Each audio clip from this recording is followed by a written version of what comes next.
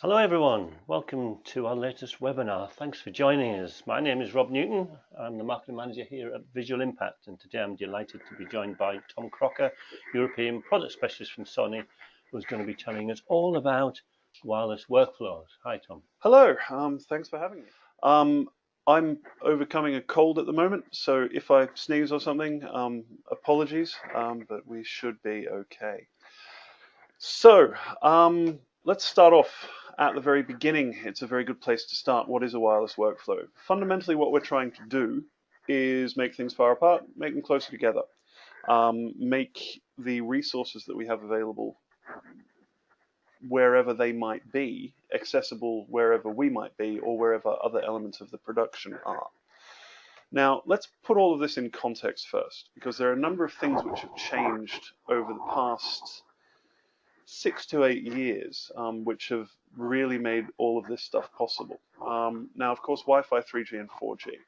We've had internet that's fast enough to do this type of thing for quite a while now, but to be able to really get stuff out of cameras and do some of these very exciting things, there's a lot of discussions about coverage as well as speed. So those things have changed quite a lot. Now, mobile computing, we now all have in our pockets, certainly in our bags, very, very powerful computers in the form of phones and tablets and laptops, which allow us to do a lot of the functions which used to be restricted to a workstation in a post house or something like that, in the field or in a car or in a hotel, and really move a lot of the production around. Now, the codecs have also changed, and this is a really significant part because what we've found is that, particularly with the introduction and adoption of H.264 as a mainstream production codec, that there's been a crossover point between mobile bandwidth and acceptable quality of a recorded codec. So 50 megabit HD 422, which we had in XDCam, that's great, but we can now do that at 35 megabits. And 35 megabits is actually the kind of stuff you can start to see realistic at good 4G coverage, certainly decent Wi-Fi. But also with the addition of that, we've got a range of extra proxy codecs, and a lot of that material has come into the thinking. We then have the cloud. Now, people have had different feelings about this, but certainly when I was talking to broadcasters a couple of years ago, certainly 3 or 4 years ago, people were incredibly skeptical about the cloud. They said, I don't know if I want my footage to go up there. I don't know if I'm comfortable involving this third party as an intermediary. But you find that the Googles, Microsofts, and Amazons significantly of this world have done a huge amount of work in reassuring people that their media is their media and their cloud infrastructure is secure. So having that extra effort from those intermediary vendors has significantly changed how people are approaching these things. And once you're away from point to point, once you're going to a cloud as a part of that workflow, it means that a lot of the links in the chain become much more solid all of a sudden. There's a lot more sort of fallback and a lot more reliability within the workflow, as well as a lot more opportunity for putting extra tools in the cloud. And I'll talk a lot more about that later with something called XDCam Air, which is something that's coming up. Now then, the 2 points at the bottom with question marks, 5G and WiMAX. So these are both high-speed, large radius wireless technologies. Now 5G, there's a lot of chat going on about it. People are actually testing 5G. The average lifespan of a G is supposed to be about 10 years. And we're about 5 or 6 years by now into the 4G life cycle. So 5G is really a thing. The technology actually exists. And people are talking about crazy speeds like a gigabit up and down. Right. Now, exactly what benefits and advantages, what we actually get, who knows? But if they're talking about a gig and we get a reliable 100 megabits up and down where we are, that's enough that you're exceeding the bandwidth of most of the mainstream HD codecs. So at that point, why not just write HD straight back to where you are? We can even do, granted fairly compressed, but forms of 4K at that kind of bit rate. So at that point, is the media in your camera going to become a backup? Is your workflow primarily wireless, and is the media just a backup? We're certainly not going to be rid of the media. I mean, we don't even trust our power grids enough to not have UPSs at broadcasters. So, I mean, even a 120-year-old technology like electricity, or however old electricity is, certainly a lot older than me, we still don't trust that enough. No. So we'll keep the media, but exactly how we work with that is likely to change fairly fundamentally in a lot of contexts over the next 5 to 10 years. And I would expect that this type of production will change. Now, in the high end, we have quality requirements, which means that our codecs are quite big and fat. But if you look at the rise of mobile journalism, a lot of stuff being shot on phones, edited on phones, and uploaded as very low impact codecs, then we can already see a shift to this type of thing. And the high end will follow because there are some substantial benefits to it. Is this sort of thing, I suppose one view could be that this is for broadcasters, it's for top-end people, it's not for people who are jobbing, freelancers, or more corporate end. How would you answer that? I would answer that in a few different ways. One of them is, of course, even if you're corporate end. I mean, we've been working with proxy workflows for quite a long time. We had to introduce various kinds of proxy. MPEG 250 had one when we brought that in. At the time, because the processing of MPEG 250 was difficult. Now, that's not difficult anymore. But the proxy workflows, in terms of getting them through narrower bandwidth, are. Now, what that means is that you could have, for example, if you're a corporate person, if you're doing a wedding, for example, they want to see it immediately. Now, you want to spend some time editing and putting together a nice package, but if they want to see the rushes, you can have your camera just firing 3 meg, 5 meg proxies up behind you all day, and at the end of the day, send them an email and go, here you go, here are the rushes. You might not want to. People have opinions about these things, and they're very frequently wrong. I know that. But that also applies to any review and approve workflow which you might have. So in terms of involving other people who might be involved in that process, that can be very useful. The other point is, even if you are absolutely one-man band, shooting, producing, editing, doing everything, there can be logging workflows in the cloud. You can basically skip an ingest process. As long as you're using an uploaded proxy that has a relinkable element to it, if that's got proper metadata, timecode, and file names with it, and ideally a UMID flag on it, that means that relinking process, all you're doing is relinking the high res. But there's no reason why you can't immediately access the clips that you've shot. And I'll come to that in a slide in a second in terms of how that can impact things. Yeah, excellent. So what we're looking at here, there are a couple of questions. What do you want to send and where do you want to send it? Now, the obvious answer to what you want to send is files and media, but there are a few other things there. So, of course, you've got high-res files. Now, high-res files are big and clunky, but they look very pretty. You've then got proxies as well. So there's two different kinds of recorded media essence that you might want to be sending. You've also got streams. Now, there's a lot of talk of streaming. People like to stream. There's a lot of applications for it, so you can do that too. But it all falls under the same stuff. But then, of course, you've got metadata. Now, again, this might be more of a broadcastery thing, but in a well-planned production, you'd like to see more metadata because it will really simplify the edit process if you know where a clip came from, when it came from, what part of the production it was associated with. And being able to wirelessly or remotely update a camera with metadata so that what it shoots is relevant to the production process afterwards can be a huge benefit as well. And in future, things like configurations. Again, I'll talk a little bit more about that with XDCam Air towards the end. But being able to remotely configure a camera or set it up previously so that when it switches on, it checks in and says, okay, these are my settings. Also for talking with, if you're working with somebody, being able to go, okay, these are the settings. Again, to use a broadcasting and slightly extreme example, is when a European broadcaster calls up a stringer to cover a story in Brazil and they get all their clips back in NTSC at 30p or 5994i.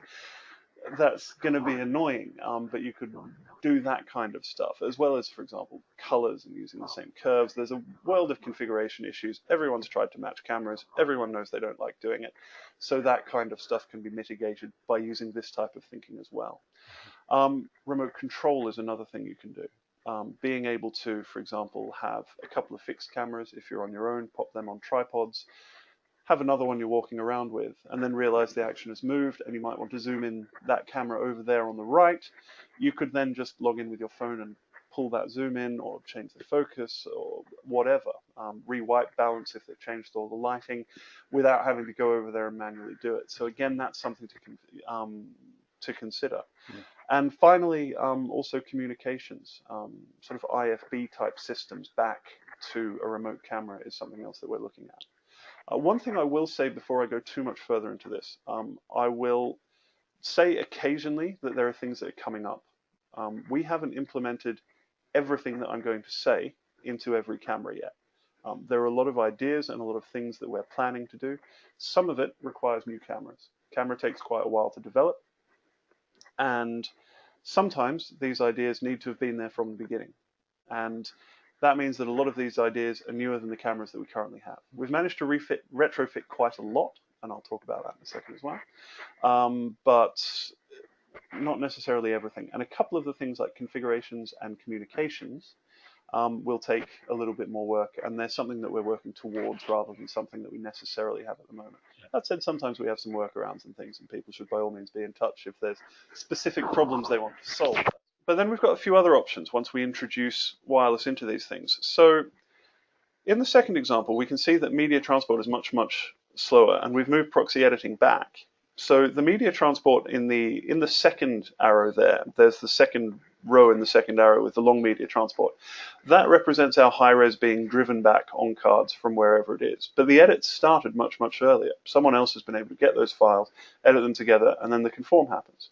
So a proportion of that workflow has been folded in to something that was otherwise redundant time, and we've accelerated something, which means there's less time taken up. You can get onto the next project more quickly, and that's fairly significant, aside from the sort of review and approve type collaborative benefits that it allows. In the third one, we're uploading files and working even more efficiently. This is quite a newsy kind of way. And in the final one, I'm just talking about streaming and going straight to air. But one of the nice things here is that, particularly with having this stuff in camera, the democratization of being able to go live from wherever you are. Previously, we were talking about microwave trucks or sat trucks or BGANs and complicated systems like that were necessarily very, very expensive. These days, anyone can go direct from anywhere, and you can already do it from your phone. Why can't you do it from your professional camera? And now, in most cases, we can. Terrific. So, problems, because there are many, because we are going through untrodden ground. We don't have a workflow. There isn't a best way to do this. People have been wanting one since we had tape, where you got tape, you brought it home, you ingested it, you edited it, and then you played it out and you put the tape on the shelf forever. That was great. Everybody liked that. Everyone knew where they stood. It was very straightforward. We brought in file-based, it got more complicated, and we're bringing in wireless. It's going to get even more complicated. So people have got to, as people are doing, approach this fairly carefully and think about how they want to get into this stuff. So we don't have a standard workflow. I'll run through what we do have. I think everyone liked the tactile side of the tape, didn't they? The physical tape. You could hold it up and say, "I've got the receipt here," and wait. But when it goes into the cloud, I think, and people probably have had their fingers burnt a little bit with, in an office environment where you're sending emails. I didn't receive that email. I sent it. So yeah, maybe it's in people's heads. That's.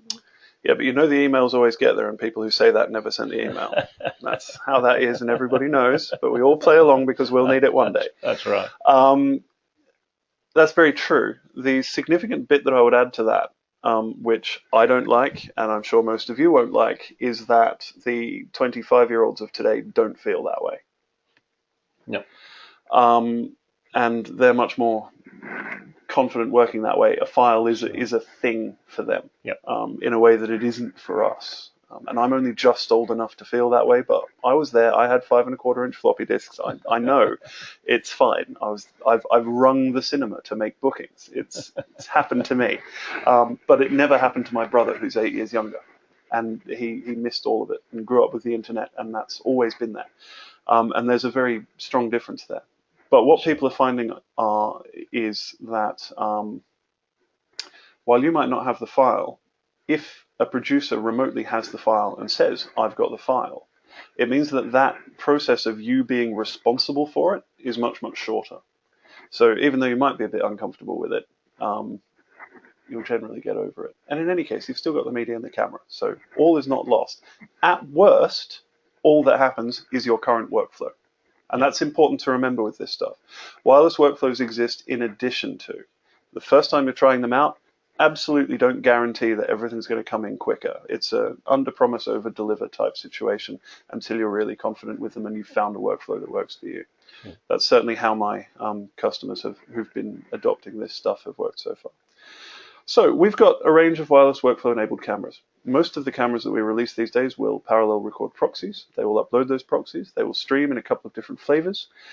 They will write metadata to those proxies. You can remote control them over Wi-Fi. You can remote control them over larger networks. There's a lot of different things that they do. We then have add-on boxes. So we have a device called, I'll just run through these quickly actually.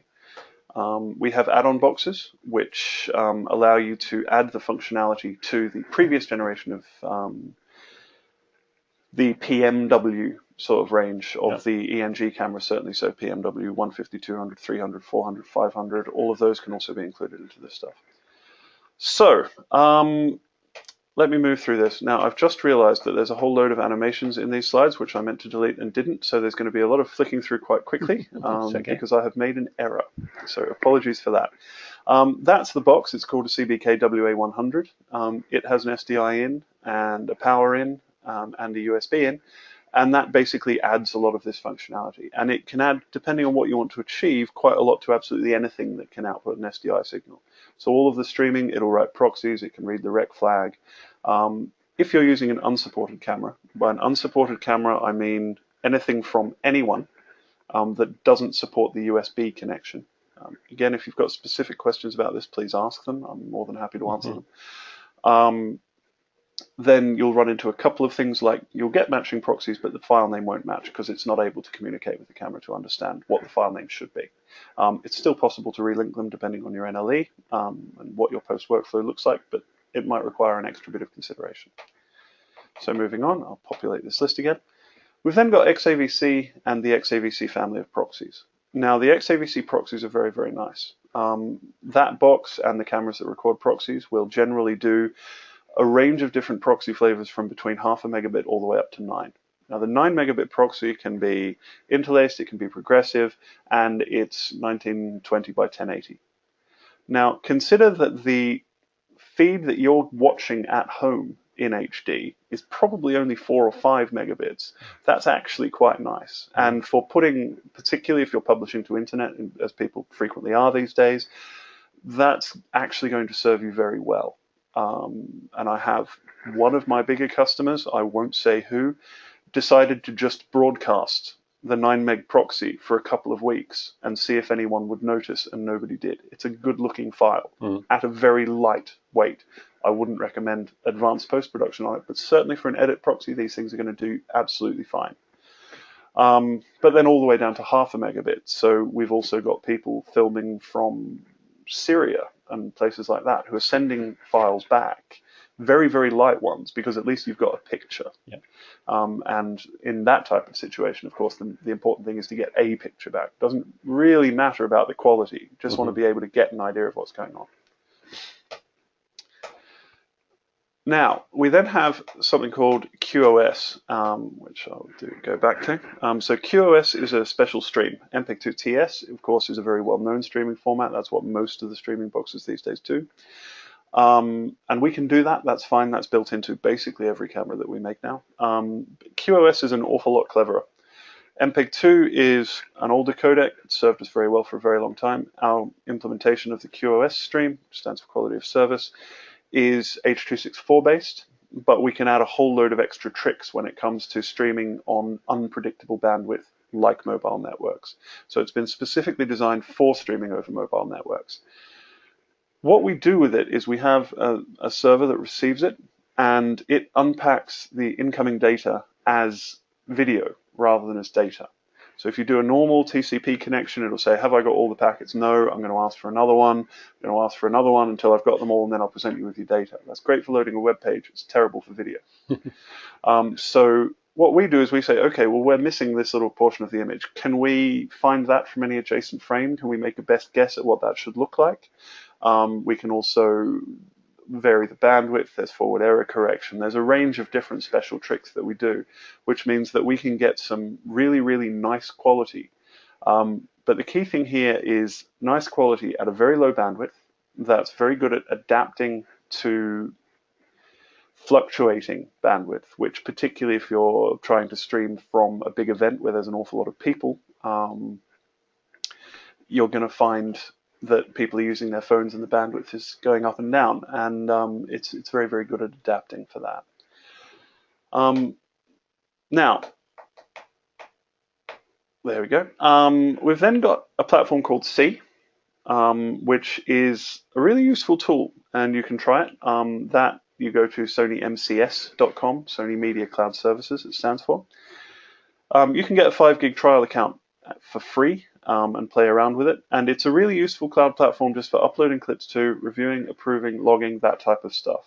If you want a really easy way to show your customers or your producer or whoever what you've done that day, if they want to look at the rushes as soon as possible, have it fire some proxies up to C, let them have a look at it. 5 gig will get you a long way in proxies. So, I mean, have a play around with it, sonymcs.com. It might be a very interesting part of your workflow. You'll see some stuff on there about some more workflows that can involve, including pushing stuff on to other servers and things like that. There's an awful lot that can be achieved with it, but do have a look at it. But of course, FTP, file landing platforms, places to send what you're working with. Really what I'm talking about there is Sony's first foray, as C is, into the cloud infrastructure world for media production. Like I said, I'll get onto the world of XDCam Air later on, which is a much bigger thing, which is coming to Europe a little bit later this year. And then, of course, flexible connectivity. I'll just populate my list again here, and then overpopulate and come back again. Basically, if you've got internet, you can get one of our cameras onto the internet. We have adapters for Ethernet. If you're lucky enough to have an infrastructure where you've got a cable, by all means use the cable. We've got Wi-Fi dongles. We support a range of 3G and 4G dongles. If you've got a 4G dongle that you want us to support, we can usually qualify it given a couple of months. So really, if there's internet available, and of course Wi-Fi, we've got a couple of Wi-Fi adapters as well. So if you've got internet available, we can get you onto it, and that's another really significant part of the workflow. So let's look at some diagrams, because some diagrams will show more what's possible and will hopefully be a little bit exciting. So I'll start off with the streaming, which is pretty straightforward. This is an example of the QoS streaming and our PWS 110RX1, Sony with its snappy and memorable naming conventions there again. Stands for Professional Workflow Station Receiver 1, and 110 is the chassis model that we use. But basically you can stream back. This is the simplest implementation of it. You can stream back, you get two SDI outputs from that. Now, you can also stream back 2 cameras and get 2 SDI outputs of each. You can actually stream in up to 30 cameras, but you can only have up to 2 times 2 outputs of each of them.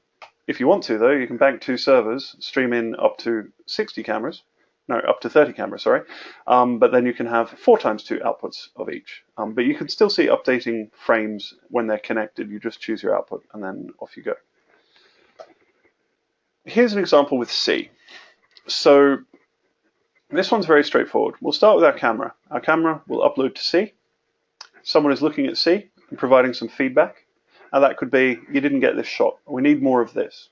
Can you do more GVs of this? We need this type of thing because we're not seeing that, and it would be good for the story if we could get that kind of thing. The nice thing is that can happen while you're still there. If you've got a set, you don't have to de-rig it and then build it again in order to get that pickup. Sure. That kind of stuff can still happen. It's very straightforward, and like I say, it's a 5 gig account. Just go for it and have a play around with it. Yep. Very little to lose from it. Shoot your stuff, send it back to base on our little courier there. Let's do a slightly more complicated one. Let's go from C and let's have the editor download the proxies from C and then put something together, send the EDL to their online station, which could be anywhere, but then of course it's just an EDL. So you can be shooting some stuff in London, upload the proxies to C, have your editor in, let's say, Peru. They can edit that stuff, do the proxies, take their very light EDL file at the end of the edit, send it back to base and conform with the high res. Really straightforward. And again, if you've got a camera that can send proxies anywhere, you can do that today. Yep. So let's build it up a little bit more. Let's send a planning metadata XML into the camera first. So we've done a bit of planning. Now we've got rich metadata into this as well. And again, on any of the current range of PXW-ENG cameras, so with the exception of the 160, the X180, X200, X400, X500, you can be uploading metadata to it first and then working with all of this stuff. So then you've got rich clip names, which is going to accelerate the edit even further once he's got those proxies. You can also, as you'll see in the top right of that diagram, you can also play your proxy out. So if you're doing something where you need to get something out quickly, put your 9 meg or your 6 meg proxy online or on air straight away and reconform the high res and update that when you can. It's another thing that we can do right now. Now I've changed things because now we're no longer in London. We are filming in Tristan da Cunha, famous for being the most remote island on Earth. I'm making an assumption, which may be incorrect, that they have excellent Wi-Fi there, because what we're doing in this example is we aren't sending the physical high-res back at all. The rest of the workflow remains the same. We're uploading proxies, someone's editing that, but we're also sending the high-res files back because we can also do that. It takes a bit more time, but if you've got hotel Wi-Fi, plug it in, send the high-res up. Let them have access to that as well earlier on. It's another workflow that's entirely possible. Might be for you, it might not. Now, here's another one. Now we're sending in to a four-scene system. So we work with a range of different partners. Forbidden is one of them, and they have a product called four-scene, which basically allows you to do a bit of editing in the cloud. So now we're going to send our proxies up to that and let the edit just happen there. There is no workstation here. Now, our proxies are leaving the camera with all their metadata, going up to four-scene, being edited in the cloud for the offline without anyone downloading any clips. Those are being forwarded to our production server. In this case, I've put a little icon for an Avid Interplay. The EDL is landing there, and the high-res, which, since I've left the Wi-Fi icon underneath, has been uploaded as well, and that's being reconformed there. But that means that at no point has any physical media actually gotten to the final product. Everything's been transmitted. And again, particularly if in Tristan da Cunha, that might be a nice way of doing things. So that's another way of approaching this. Now, I talk about these different workflow examples. Every time I do, people have different ideas about how they would approach it to solve the problems that they have. Like I said, there isn't really an ideal workflow, but there are a lot of different approaches, and it's up to you to come up with what you want. So those are some examples of that type of stuff. So I'll go through these again. Now, XDCam Air. XDCam Air is a new service. Excuse me for one moment. It's okay, I can mute you for a minute and we can carry on. I think we're all suffering a little bit with calls, etc. Right. Right, I'm duly purged. Hopefully everyone can still hear me. XDCam Air. So what is it? It is a workflow enablement service that allows you to access all of these things wherever they are. Now, I know that's what I've been talking about, but we've been talking about cameras in remote places as their own IP addresses. Now, not to get too heavy on the networking stuff, but what XDCam Air solves there is you not needing to keep track of where the cameras are or maintaining that pipe to the camera. That's what XDCam Air does. And that is, of course, on fixed internet. For the foreseeable future, it'll be hosted in AWS. And that means that we can then start to do some really, really clever stuff. Now, right now, it will do things like, well, I say right now for me, because I have access to a very early beta platform. You don't, unfortunately, but that will handle things like metadata, pushing metadata out, proxy video, high-res video, streams, and in the future, settings, color management, and some very exciting things around stuff like service. Now, at the moment, you buy a high-end Mercedes, something on it goes, they call you before you've noticed. Now, there's no reason why your professional camcorder shouldn't be like that too. If you need a firmware update, why doesn't it download the firmware and tell you, like on your phone? I know that's annoying, but it means you'll be across the firmware all the time. If you've got a problem with your camera, why not call us up? Tell us your camera serial number. We'll log in and have our service department have a look at it. Find out if it's necessary for you to send it in. If it is necessary to send it in, before the end of the call, we could have a replacement shipped out to you. There's a lot of exciting stuff we can do around that. Also, other exciting ideas are things like feature leasing. So if we've got an upgrade key that gives you 120p or something like that, why not just hire it for the weekend when you need it rather than buying it the whole time? There's a lot of interesting things that we can do. Now, that's much more future platform stuff, but it's the kind of thing that this platform will be able to handle. But let's have a look at some workflows here. So now we've got 3 cameras. These are our resources. We've got a workstation where we've got a location, and we've got 3 cameras, and we've got XDCam Air. So let's send some metadata into XDCam Air. There's our little XML, but let's publish it to all the cameras. And let's modify it on the way into those cameras. So we know that this is Cam 1, this is Cam 2, this is Cam 3. And we've set up in the beginning that we know that Cam 2 will be shooting in this area, and Cam 3 will be shooting in this area, which means the amount of information and the amount of logging and the amount of sorting of clips when they come into the edit can be much accelerated. Now, here's another exciting idea. We can put APIs around XDCam Air. So we can connect it, for example, and this is another very newsy example, we can connect it to an iNews. So at the moment, the story planning department will generate something in iNews as a placeholder for them to manage the story when it's in the building. But why not pre-tag those clips? And why not have XDCam Air automatically update the cameras so that when the media comes back, it's automatically dealt with and the journalist doesn't have to do anything? They can focus on the story at hand, but the back-end workflow stuff is all dealt with.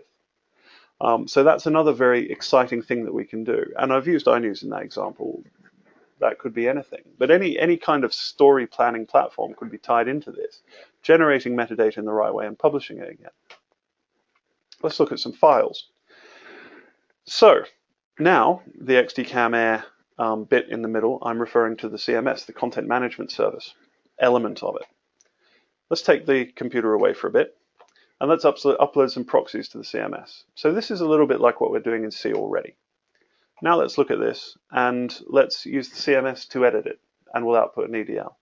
And then we'll send the EDL to our production server, or we could just play it out.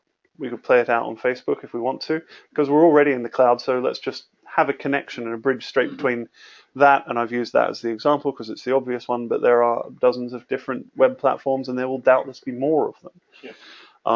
So building this in an incredibly rigid way wouldn't have been particularly sensible because we need to be able to have a platform that can fit in with what's coming in the future.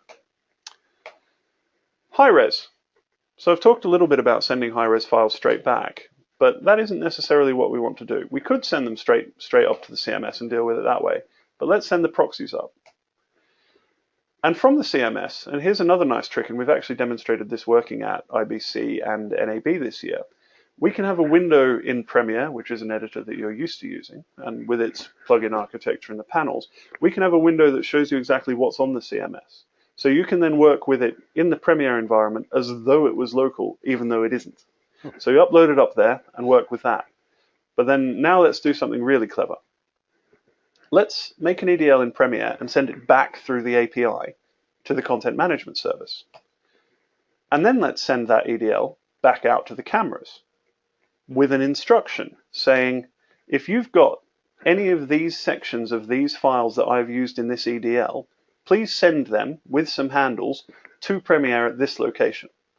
So you're then basically using all of the different cameras as remote conform drives without having to bring them back again, which is another very, very exciting idea. So there's a lot of different things that we can do here. Now, let's have a quick look at streaming, for example. Now, I showed you this diagram before. We've got some servers. That's actually a fairly heavy infrastructure thing. In the middle, I mean, we've got 2 servers there. There's a lot of networking happening. We've got global top-level IP addresses that we need. It's a little bit complex. Let's replace that with XDCam Air. We'll just point all of our cameras straight at that. Now, we could then connect that to a server and get SDI out. Sometimes you'll want SDI or HDMI or something out of it in a physical way to connect to something else. That's fine, you can still do that. But since we're already there, let's send it to a load of different servers in a load of different places. So another one of the interesting things is if you've got one feed coming up and you're a broadcaster with, say, 10 regions, all of those regions might want access to that. So why not just play it out in all of them at the same time? Or indeed, to a web platform. Now that, again, could be Facebook, it could be your web platform, it could be YouTube, it could be really whatever you want. Whatever. So at that point, it becomes one in, many out. Before, it was really a one-to-one system when you're restricted to the hardware side of things. But once you put a clever platform on top of it, you can do much more with it. Now, of course, the other thing I said was that with the servers as they are today, still very good, but you've got 30 inputs. Now, if you've suddenly got to cover an election, you might want 150 inputs. So scale it up for the day and scale it back down again. That kind of stuff is also things that we can do. So there's a lot of very exciting developments happening around XDCam Air. Like I say, XDCam Air hasn't been launched in Europe yet. It will be properly launched at IBC this year. It still won't be generally publicly available for probably another 6 months after that again.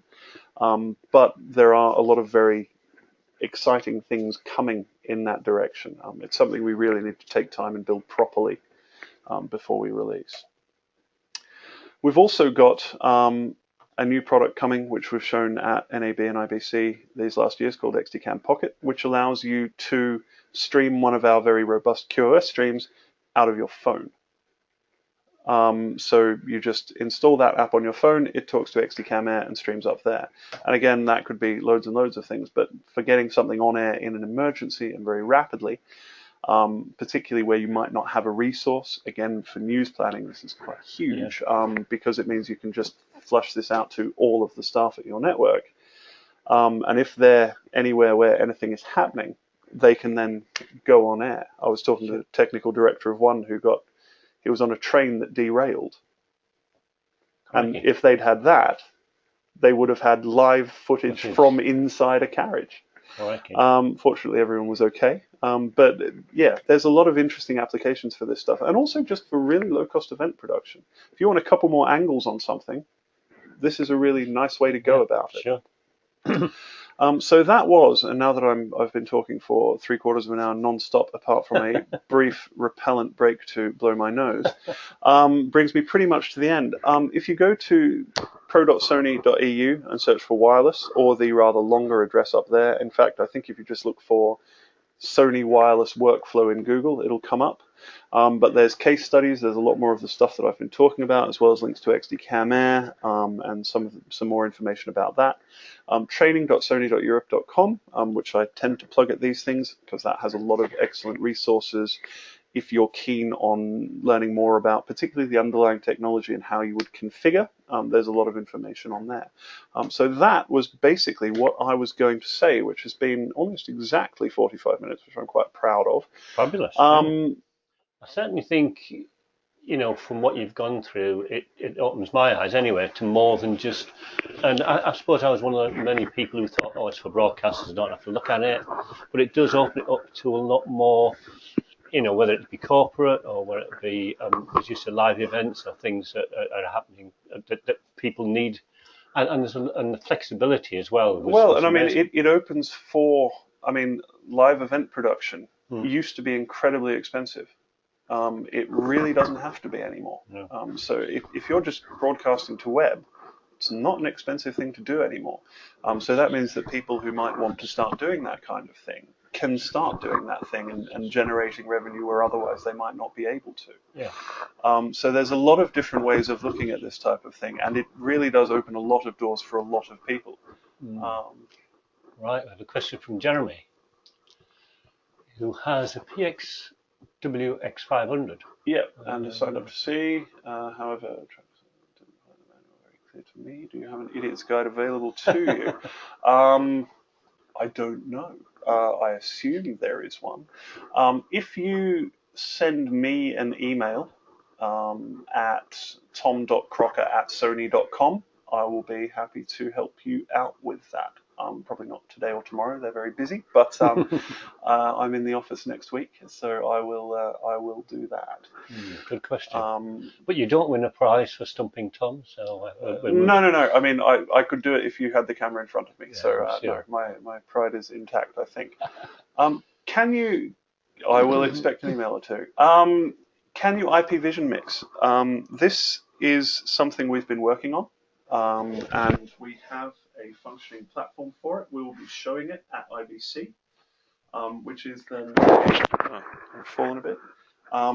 Which is a web platform where the streams come in and you IP vision mix and you output to a web platform.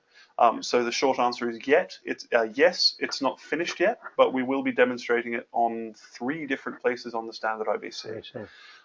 So yes, absolutely, and that is the way things are going, because of course that's a very exciting proposition as well, because then all you bring is a couple of cameras, a couple of mates, and a tablet, and you've got a live production setup. So absolutely, we can. It's not entirely a product yet, but it absolutely will be.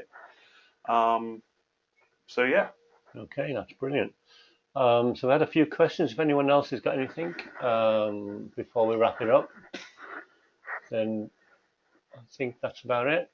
So yet again, a fantastic presentation, very interesting, and brings up, as always, things do more questions and more things that we want to explore. So which we will do in, I'm sure, in coming webinars. Oh, and Jeremy, I've just realized if you're having upload issues, make sure the clock on your camera is set. The time of day is roughly accurate, because otherwise the upload certificates expire, which is something people run into. Okay, brilliant. Okay, my thanks, as I say again, to Tom for coming along and presenting, and thanks to you for listening and joining in. Hope you enjoyed it. We've got some exciting news about IBC coming up, so if you want to be on board with that, either being a webinar or a live event, you'll have to wait and see. Then check out our website or keep looking at our emails, because we have something really exciting to tell everyone. So thanks for that, and as I say, thanks for joining us, and bye for now.